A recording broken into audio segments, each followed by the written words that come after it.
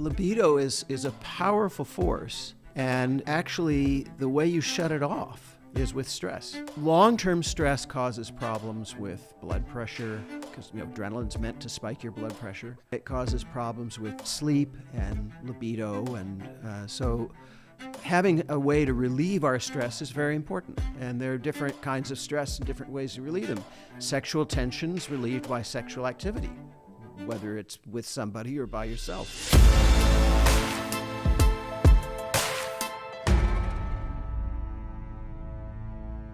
Hello, everybody, and welcome to another edition of Talk with Turek. It is a podcast about men's fertility and sexual health. My name is Rob Clyde, and this is my friend. I'm Paul Turek. Welcome. Welcome to you. Today, we're so close today, Rob Clyde. I know. It's because we have a special in-studio guest coming, our first one, and today we're going to be talking about the brain, AI, and stress, and how the three of them work together either for the good of our health or sometimes... Yeah, this is an important topic for men and for the world. I agree. And our guest today is Dan Levitin. He's an award-winning neuroscientist, a musician, and a best-selling author. His research encompasses music, the brain, health, productivity, and creativity. He's a polymath. Yeah, so I even asked you, what does that mean? You're like, it's like Einstein. I was like, I said, he's a Renaissance man. So this guy was a music guy, and when he was 30, he decided, I'm going to go into neuroscience. He pivoted and became a famous brain scientist. And he's like the best at both, and when he takes something on, he goes deep. And we're going to learn a lot. A little bit more about Dan. He's the author of 4 New York Times best-selling books, including This Is Your Brain on Music, The World in 6 Songs, The Organized Mind, and Successful Aging, as well as the international bestsellers, A Field Guide to Lies, and I Heard That There Was a Secret Chord. A popular public speaker, he has given presentations on the floor of Parliament in London, to the U.S. Congress, and big companies like Microsoft, Google, Amazon. He's a consultant for a number of companies. He's earned a BA from Stanford in cognitive science, a Master of Science, and PhD in psychology with a minor in music technology from the University of Oregon. And he completed his postdoctoral training at Stanford University Medical School and UC Berkeley in neuroimaging and perception. That's quite a bio. Dan is a polymath. So I think he's also an emeritus professor at McGill, which is the Harvard of Canada. And he's a dean of a new college called Minerva in San Francisco, which is a really novel way of teaching students.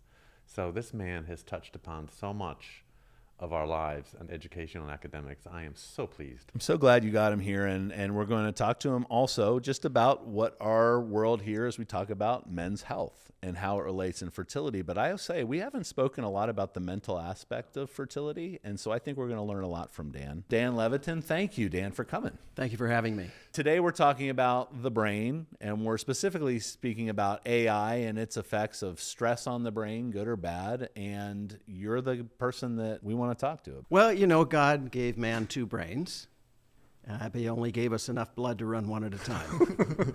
This is good. If we can keep the puns coming with sexuality and brain function, I can relate to that. We're going to get good listens. Da Vinci said that the penis has a mind of its own.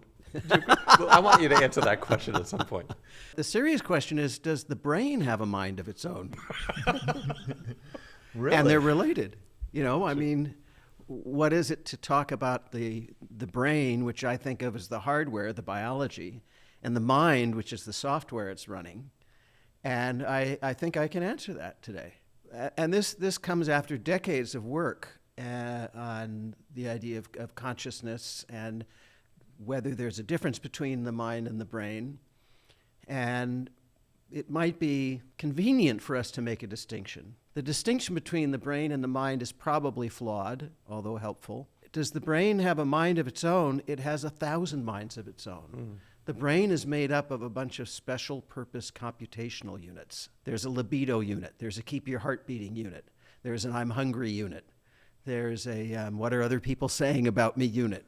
And they are all at work at the same time. Okay, so is there a penis unit to the brain? Absolutely, lots of penis units. If you look at the maps we've done of the brain. You studied this? Yeah. There's a strip of brain on each side that represents your movements, and then another strip that represents your sensory perceptions. So there's like a big toe area, and there's a torso area, and a penis area. The penis area, relative to the size of the penis in your body, the amount of cortical real estate devoted to the penis is enormous.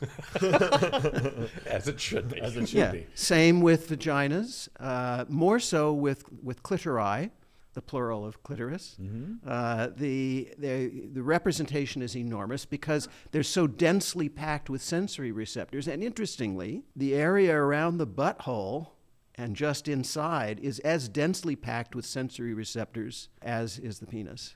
The lips, the jaw, and the tongue, you can make a map we call a little homunculus. Yes. You would have seen these in your textbooks in your younger days.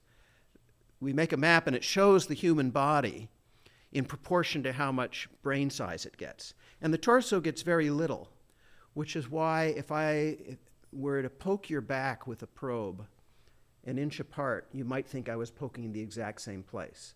I do that on your lips, I can get a millimeter apart. Same with your penis, and you know exactly where things are. It's based on the amount of nerve endings that Yeah. are in that area. Yeah. So the penis does have part of a mind of its own. Yeah. Okay. Oh, it sure does. I mean, libido is a powerful force, and actually the way you shut it off is with stress. Which brings up our topic for today. Yeah, so I mean, that's what we're concerned about. We're concerned about how stress is affecting our mind, and then eventually we want to figure out how to either de-stress or how you suggest we work with stress and involve AI to help us de-stress. What I would like our audience to understand is that Dan's background started more in music, correct? Yeah. So tell us who you were before you became a neuroscientist. I always liked music and arts and science and math and engineering equally. As a kid, I had an erector set and a little science experiment set and a chemistry thing and a clarinet and a piano and a tape recorder and an easy bake oven. Because you can make cakes right in your room. How many instruments? Well, I played clarinet when I was 8 and piano, and then when I was 11 or 12, moved to saxophone, and now I play that and guitar and bass and mandolin and ukulele and Wow. the You're a organ. polymath when it comes to music alone. But you write as well, well and have well, so written for I- many people. The short bio is I dropped out of MIT to play in bands, and I did that for 15 years. And worked for a record company during that time. And when the record business fell apart, I went back to school. I finished my bachelor's degree at Stanford because MIT was too cold. And then I got a doctorate in cognitive neuroscience. And I got that in 1996 and did 2 postdocs, one at Stanford Medical School in brain imaging and one at UC Berkeley in sensory perception. We were talking about sensory areas. And then was hired to run a laboratory at McGill on auditory cognitive neuroscience. And along the way, I started writing popular books about science because as a kid, I had loved reading Isaac Asimov and somebody Sagan. explaining science to a kid. I wanted to do that. And I couldn't get a publishing deal explaining science to kids, but I explained it to, high school kids, college kids, adults. And then when you move into the neuroscience field, are you researching things that are interesting to you? How do you pick a hypothesis? I have the worst career in science in that it's not. I don't do it the way you're supposed to do it. You're supposed to find some tiny little problem and spend 40 years picking at it. I just do whatever the hell I feel like. I think it comes quite ironically. Coming from the person that says don't multitask, you seem to have a long list of expertise. I monotask, but I do things one at a Serially, time, but serially, yeah. Like serial monogamy. I give everything I've got one at a time. And the idea of my career is if there was some interesting scientific question, if it revolved around music in the brain or stress, I just designed an experiment and conducted it. And my publication record in science, it's not spotty in terms of the number of papers, but I think the bias is that a serious scientist would publish everything in the same journal or two. Right. They dig a very deep rut. I just was too bored to do that. So let's talk about stress. What is stress, Dan? I think the best way to think about this is to think of it as a response of the brain to some internal or external environmental occurrence. And I like to think of it in terms of evolution. Okay. So a zebra running in the forest that's being chased by a lion has what a biologist would call a stress response. And that's a cascade of neurochemical, physiological activity that's designed to help get it out of this situation. It's what we call the fight or flight reaction. So immediately when it hears the lion or sees it, hears the roar, it sees the lion, its response is to secrete adrenaline and cortisol, the stress hormone, cortisol. We use stress in a different way these days. If I was late here because of traffic, that built up my stress levels. I got here a little bit stressed out. If my boss were to yell at me, I would get stressy. If I find that I just discovered I was late on my Medicare payment because the bill got lost by the post office and my Medicare almost got cut off. Those were stressful experiences, but their evolutionary origin is in this zebra on the savannah. The cortisol is released first. It triggers the release of adrenaline, and then a cascade of other neurochemicals that are designed to preserve a fight or flight response. I'm going to fight if I can. I'm going to kick. I'm going to run as fast as I can. I'm going to get out of this situation. But evolution is clever because across millennia it realized in order to divert resources to fighting or fleeing, it needs to shut down other systems that are not necessary in the moment. That includes the immune response. If the zebra was fighting an infection, that's a long-term kind of a fight. That's something that's spread over days or weeks or even months, not the minutes that it takes to get out of this situation alive. So your immune system shuts down immediately when your stress response kicks in. Digestion. No point digesting my lunch if I'm going to end up as the lion's lunch in 10 minutes. Good point. Let that happen later, Yep. which is why people shit their pants when they're really stressed. The digestion goes to hell.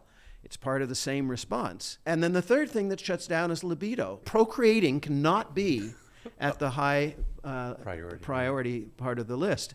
And so when men have erectile dysfunction, when women have orgasmic dysfunction or dry vagina, it's often because of the stress, either of the situation in front of them, they don't feel safe with their partner, or because of stuff globally going on in their lives. You're behind in your work, you can't relax. This is a very real physiological thing. We talk, it's just psychological. No such thing. Yeah, who wants an erection when you're running from a woolly mammoth, right? Right. Now, long-term and short-term is what I heard there too. So fight or flight being a response to an emergency at the moment and how the body responds. But you then mentioned, long-term stress. Does the brain rewire itself differently when I'm stressing all the time about something? Well, you build up allostatic load, which is just a fancy term for the savings account that all these stress response hormones are living in. Okay. In the background. And so long-term stress causes problems with blood pressure because adrenaline's meant to spike your blood pressure. It causes problems with sleep and libido. And so having a way to relieve our stress is very important. And there are different kinds of stress and different ways to relieve them.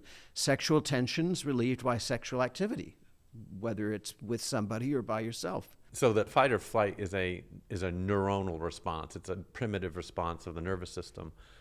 But the brain kicks in as it tries to adapt to that over time, right? And our stressors aren't zebras and lions. It's the internet, emails, it's travel scammers, stress, family, traffic. Yeah. And so we are living, many of us, with chronic stress. The brain evolved over hundreds of thousands of years.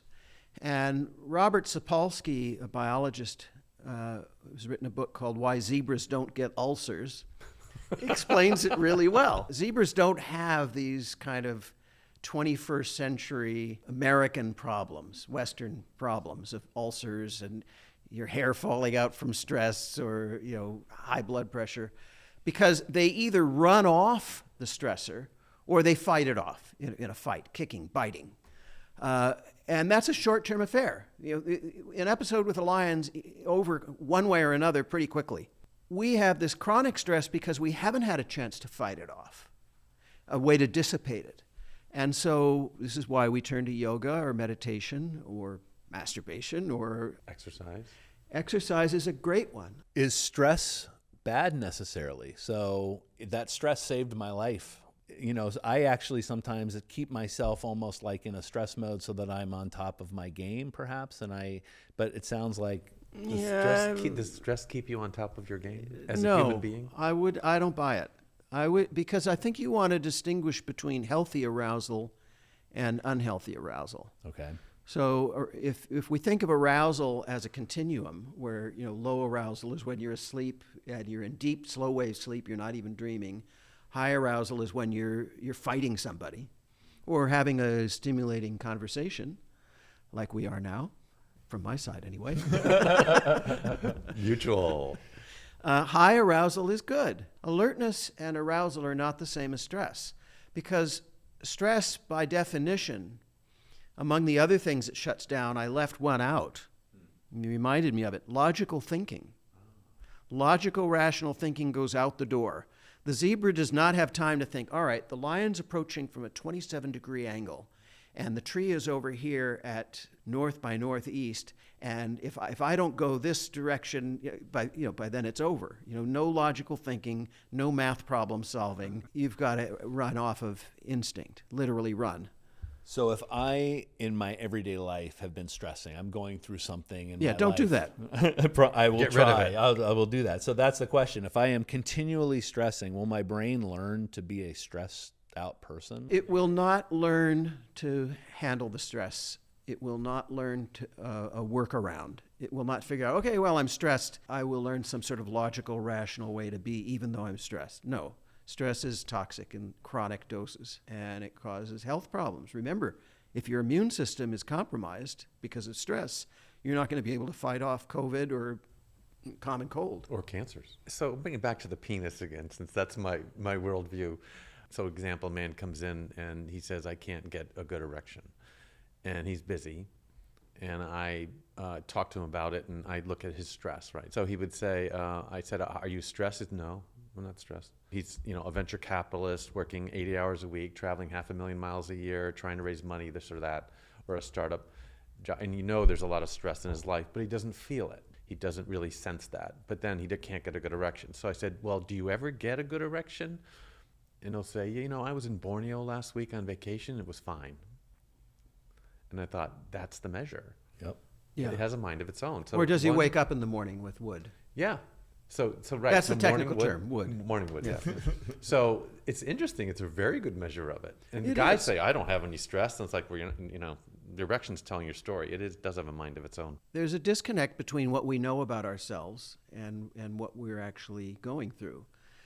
Lack of self-awareness, a kind of type A personality where you don't introspect or you don't pay attention to the signals you're getting from your mind and your body.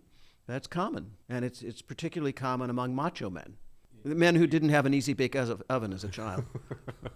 So the body will tell you some way. Does the brain have a way of doing that? A biomarker. Is there a of biomarker? sorts? Most of these things that are operating in the brain, the chemicals, the biomarkers, don't cross the blood-brain barrier.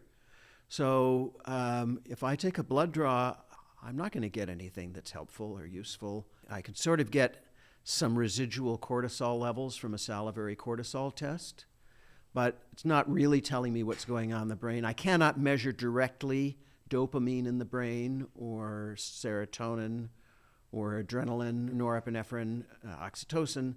I have proxies for them, but they're not very good.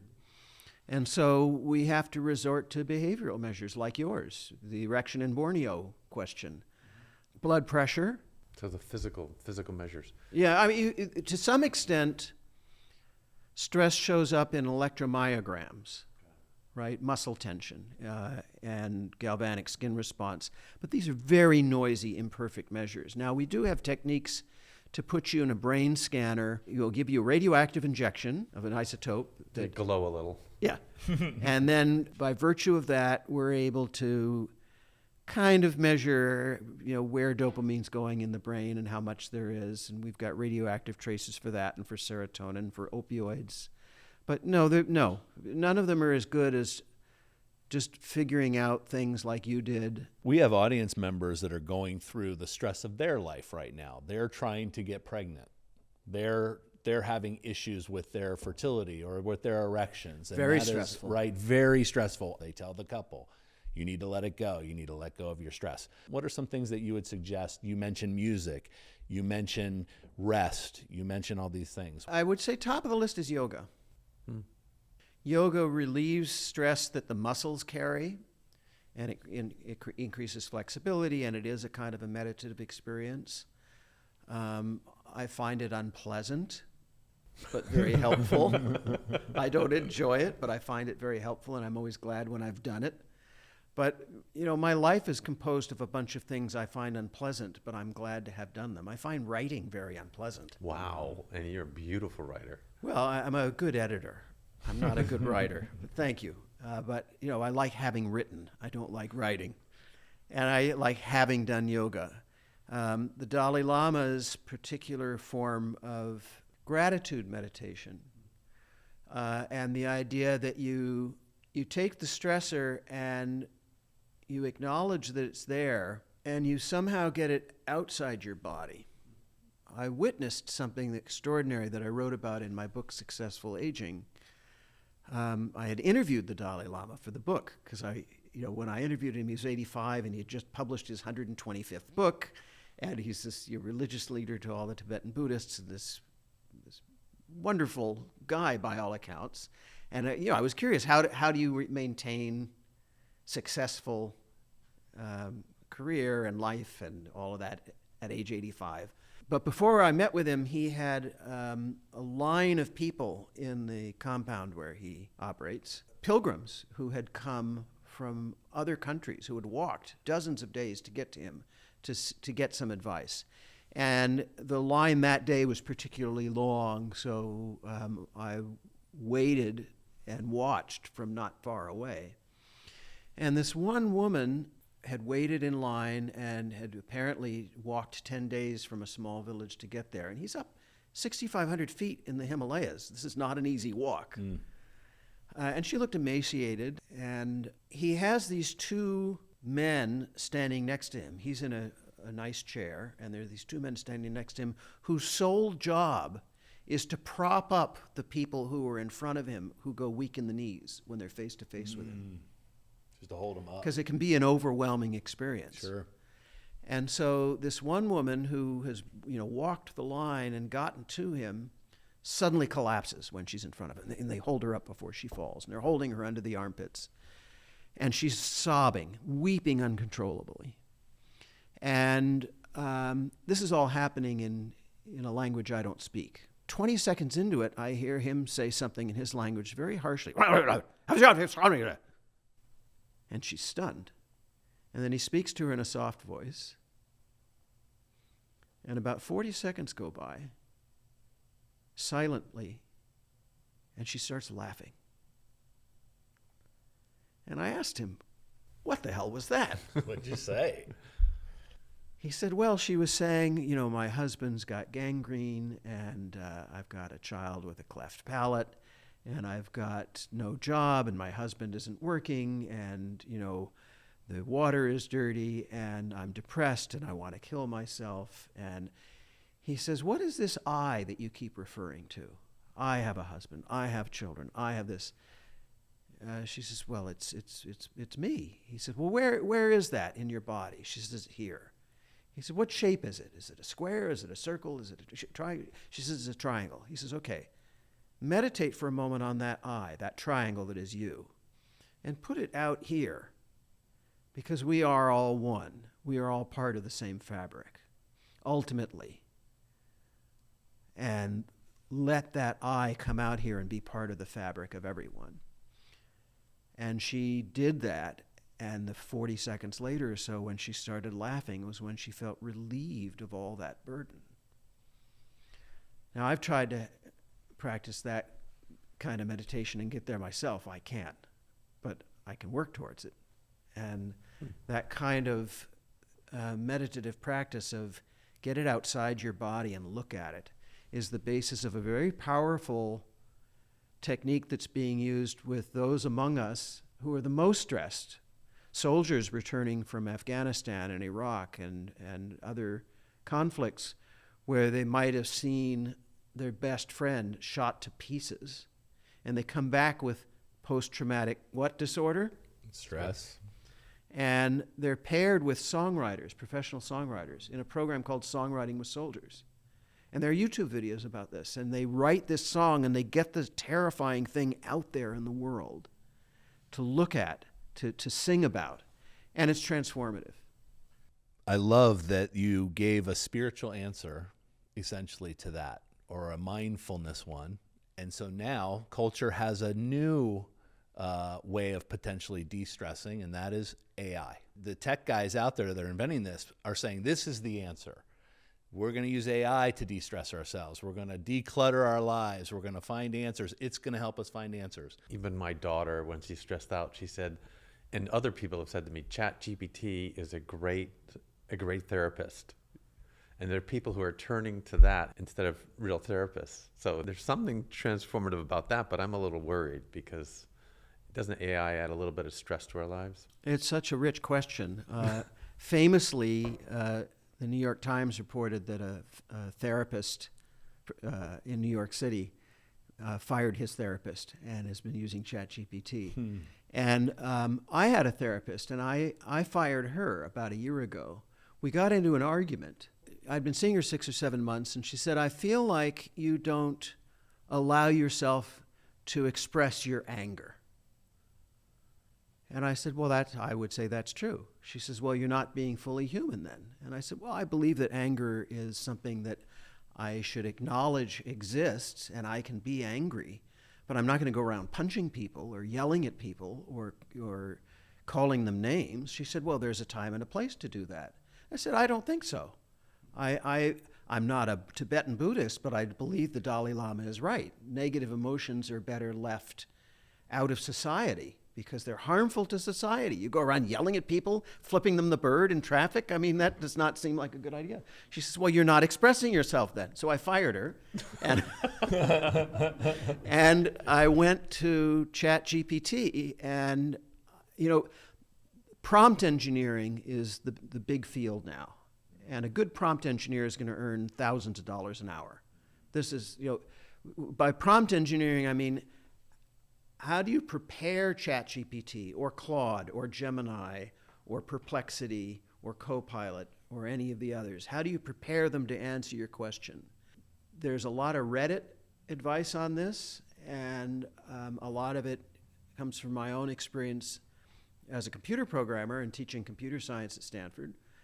The way you set up the problem really profoundly influences the results. So I went to ChatGPT and I said, you've read as part of your training set all the works of Jung and Freud and Adler and the Dalai Lama and, you know, the various school, you know, transactional analysis, Eric Berne, and, you know, I'm okay, you're okay. And I mean, you know, you've got all this wealth of psychiatric, psychological, therapeutic knowledge. Here's what I'm going through, or here's a dream I had. And I found that it was extraordinarily good at helping me understand my dreams. At the time I fired my therapist, I was reading Anna Karenina, and I was going through a divorce. And I found all these parallels between the characters in Anna and me and my wife, and ChatGPT just drew out the parallels beautifully, because it had read Anna Karenina, which I was having difficulty absorbing and understanding. It's a very dense book. And it knew that I had just read another book by Haruki Murakami, and it was ChatGPT was tying all this together in the way that you would want a great therapist to do. I didn't find it stressful at all. Does it add additional stress to the information age for us? The stress that's already there. You think AI is also going to make us less productive in any way? Are you worried about it? You know, when calculators, you and I are old enough to remember when calculators came out, and there was a lot of hand-wringing. You don't want to let school children have calculators because they won't learn to do simple arithmetic, and they won't learn the quadratic equation and things like that. It was just a New Yorker cartoon this week where there's a quadratic equation on a board, and the teacher is saying to these high school students, this is something you're going to memorize, and we're going to test you on it for 4 years, and the whole purpose is to show you that when you go and get jobs, you'll have to do a bunch of useless things. Exactly. And you're never going to use this again the rest of your life. That's right. When calculators first came out, there was a lot of hand-wringing, but who used them? The Apollo engineers. We got to the moon because the experts were able to use this technology. So I had dinner with a friend, Leonard Mladenov from Caltech, and we were talking about quantum entanglement. And ChatGPT is designing experiments. It's going through a large, enormous corpuses of databases on cancer genomes. And it's helping cancer researchers to figure out how to distinguish various subforms of cancers. Now, the stress comes in because you can pretty much know anything that's there in the world by Googling it or ChatGPTing it rather than discovering it yourself. Knowledge has become a commodity, and it feeds a dopamine addiction loop. I want to know this, I want to know this, I want to know this. And you go down a rabbit hole, and 3 hours later, your question about is that a ponderosa pine or a jack pine, you're now looking at mitochondria and you're learning all kinds of stuff that you'll forget because there was no effort put into the discovery of it. So you're saying we might get to an end quicker with the AI, or more people might get that knowledge, but it's going to alter things. Think about raising children. You let children make mistakes because the lesson they get from making a mistake is more powerful than you just telling them. Mm. Now, some mistakes we don't let them make. Some parents will let their children touch a hot stove once because that's a good way for the kid to learn. Sure. Other parents won't.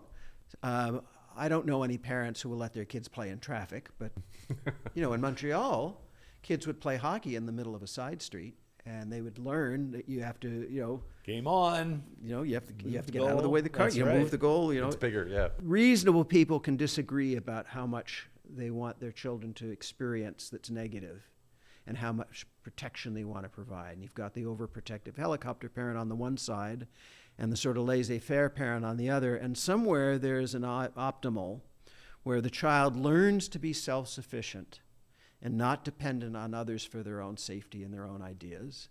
And I believe that creators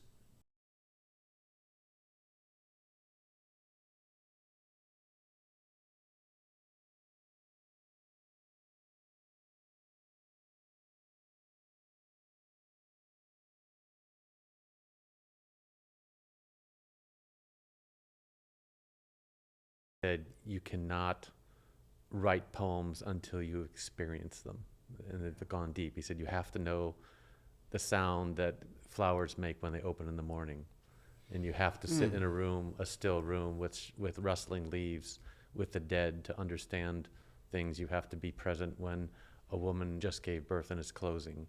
You have to be in the moment, and then only after a lifetime of that can you write a poem. That's what you're saying. It's deep knowledge. It's going deep. Yeah. AI doesn't have that experience. They don't have qualia, which is just a fancy word for they don't know what a tomato fresh off the vine tastes like. They have words based on what other people have said. But words put things in a box and they cheapen the experience. Poetry aims to expand that experience, but it can't be mistaken for the experience. It's a kind of two-dimensional, if you're lucky, three-dimensional representation of what was a very real sensory experience. John Locke had this challenge, which was try to describe to somebody a smell that they've never smelled before. It's impossible, he said. Smells are so visceral and sensorial. Qualia, they have a certain feel to them. AI doesn't have that. AI doesn't know what it feels like to love and then to lose the love. It doesn't know what it's like to have an erection. It has words for it, and it will probably never know in a human-like way, or at least not in our lifetimes. It'll be able to simulate it. The Japanese are already building robot sex dolls that can whisper in your ear and this kind of thing. Sure. But the sex dolls aren't, and they can moan, but they're not going to feel anything. They're going to be mimicking. When you're comparing it to a therapist too. So we originally were talking about going from a therapist to an AI, and you said, well, the AI does a pretty good job as far as in the moment, but as you get close. Well, no, my experience with AI therapy was it was pretty good. And it was better than a therapist who had a fundamental disagreement with me about how I wanted to live my life. Right. True. But that was a very focused point with that. Yeah, no, I mean, I would like to have an actual flesh and blood therapist, because all AI can do is recycle ideas that have been before. An actual therapist in front of me come up with something I wouldn't expect because she or he wouldn't expect it. At my mom's eulogy or remembrance, I didn't think I could be that creative. So I went to ChatGPT. I said, I want an Auden poem. Here's my mom. Here's what she's like. And 10 seconds later, I get something. I was like, that's pretty good. It didn't have the soul. It doesn't have the soul, right. And it can't, because the soul comes from us fighting against our own limitations and our own experience, and it has no experience. It's simulating experience, and it can fool us. I mean, if I showed you 5 poems, because most people aren't good poets, you might have trouble picking out the ChatGPT from the actual poet, but you wouldn't have trouble distinguishing a great poet like Auden or Frost or Dickinson from ChatGPT if you knew poetry. You mentioned yoga as your favorite way to de-stress. Are there other mental habits and things that we can do to get in shape? Well, there's breathing techniques, the breathe in for 7 seconds, breathe out for 10, or various forms of that. But even taking stress away, is there a way just to strengthen my mind, like I would work out for my body? Oh, and so are there tips literature. and things? Absolutely. Literature is a way to keep your brain flexible and to grow new pathways. And it doesn't have to be fiction. There's literary nonfiction. Mm-hmm. Bill Bryson's good at that. Malcolm Gladwell is. My favorite literary nonfiction writer these days is Adam Gopnik, New Yorker writer. Just very stimulating. Art, ballet, painting, sculpture, walks in unfamiliar territory. Those are all very neuroprotective and helpful. And we didn't talk about it, but learning to play an instrument is neuroprotective and a great way to relieve stress. You don't have to be good at it. Get rid of that. I mean, nobody says, I'm not going to bother jogging because I'm never going to run a 4-minute mile. So why should I jog? And nobody says, I'm not going to play a pickup game of basketball. I'm no Steph Curry. But we say, oh, well, I'm no Ellis Fitzgerald, so I'm not going to sing. It's crazy. Do you see some hope in this for us? Is it just we need to not get so involved in that and go read a book in a park somewhere as humans, or are we going to adapt to this? And what do you see as the future for mental health? And Jonathan Haidt has been talking a lot about the digital addiction of children in his books. Haidt, Jonathan Haidt, and one of them is called The Anxious Generation. But I read that. He has. He makes a point that a lot of us in my field have been talking about for a long time.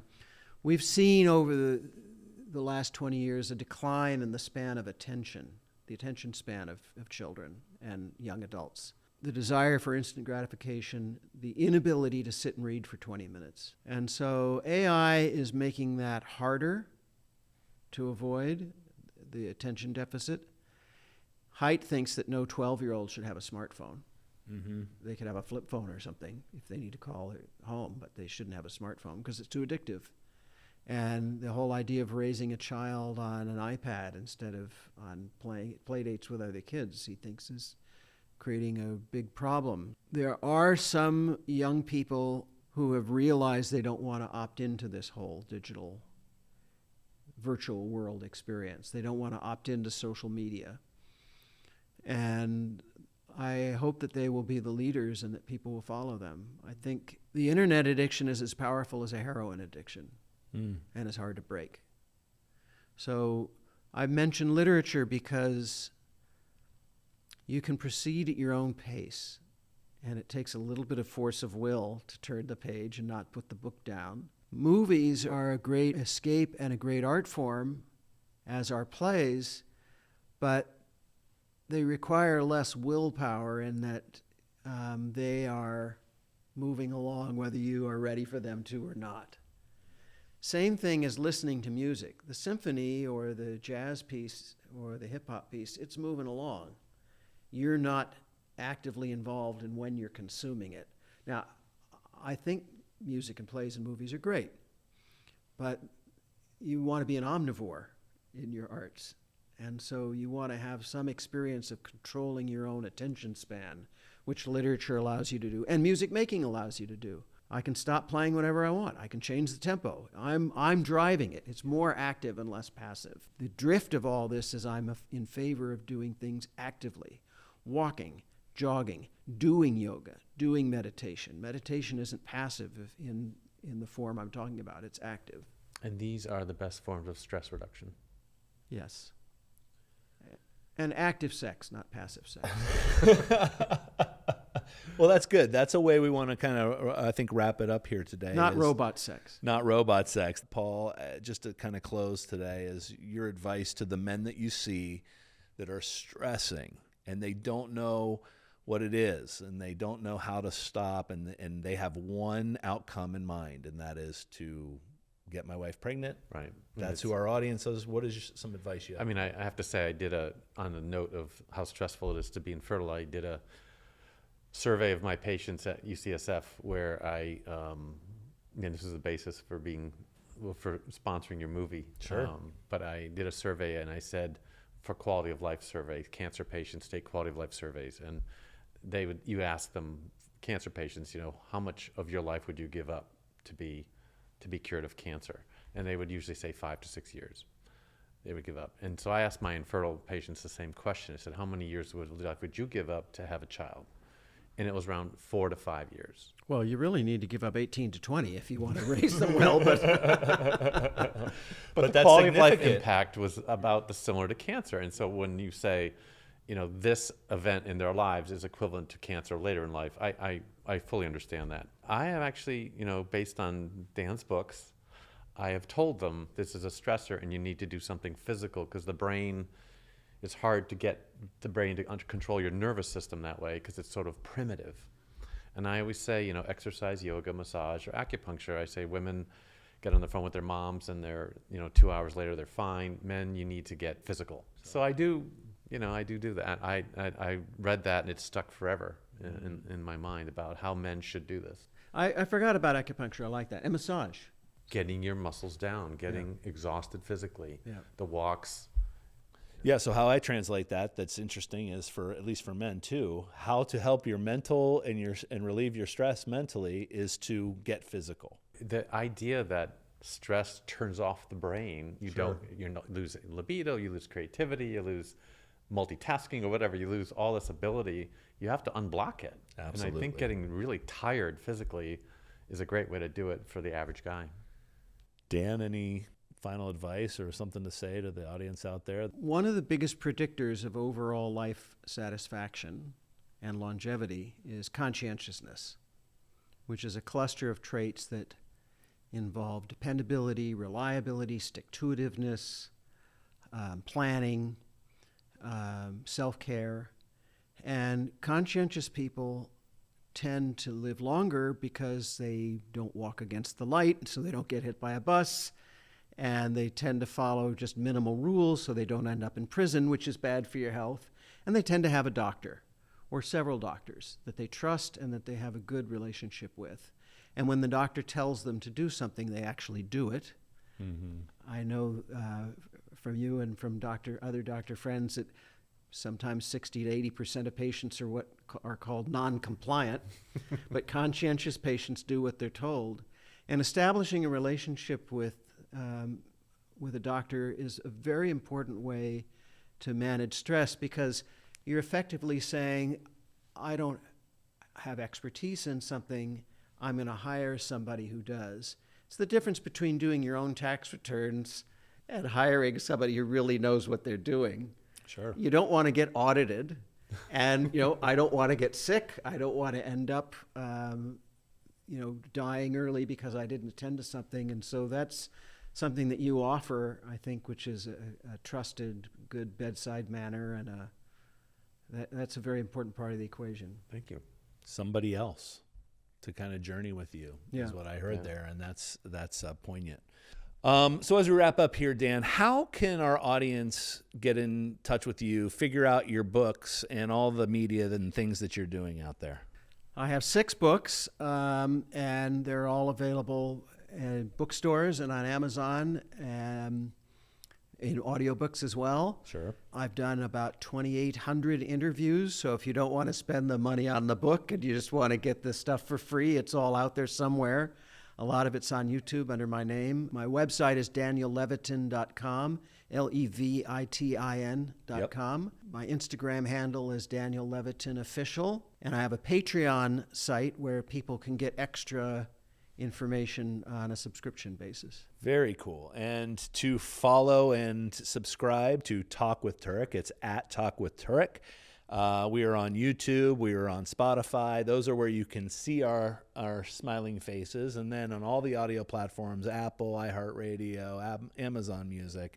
Please continue to support the podcast by listening, by sharing, by liking and subscribing. We're doing this for a reason. We're trying to make men more aware of their sexual health. We're trying to make them active in their own fertility. And we hope that we're making a difference. Thank you, guys. We appreciate it. Thanks for joining the Talk with Turek podcast. Today's show was executive produced by Rob Clyde and Jennifer Harris. DP engineered and edited by Drew Unser. Thanks to Avery Clyde, Shen Heckel, Max Flora, and Jonathan Raju. Talk with Turek is produced and recorded in Los Angeles, California, in association with Hey Babe Media. Subscribe to our show wherever you listen to podcasts and watch us on YouTube. For more information or to book an appointment, whether in person or virtual, visit Dr. Turek online at theturekclinic.com or call 1-888-TUREK-MD, TUREKMD. Don't miss our next episode as we delve deeper into men's fertility and sexual health on Talk with Turek. And be sure to follow us on Instagram and Facebook at Talk with Turek for updates and more content.